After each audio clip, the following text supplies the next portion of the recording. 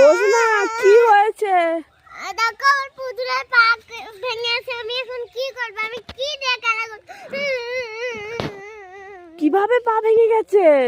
ও কেমন করে একটা দুজনেই ঝগড়া করছিল, এক পায়ে ধরেছিল এক পায়ে ধরেছিল, তারপরে এই ঝগড়াটা হয়েছে, ছিঁড়ে ফেলে দিয়েছি পা।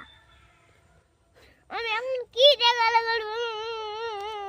ঠিক আছে, কান্না করো না, কান্না করো না, তোমাকে আমি আরো সুন্দর পুতুল এনে দেবো। ঠিক আছে। খেলা করো, আমি যাচ্ছি, কান্না করো না। মা, আমি তো ভিডিও বানাইছি, আমি ছিঁড়ে ফেলেছি। মা নতুন পুতুল এনে দিছিল না, আমার সঙ্গে চালাকি পাতে ছিঁড়ে ফেলে। বুঝতে পারলে না আমার নতুন পুতুল ঢিঙ্কা চিকা ঢিঙ্কা চিকা।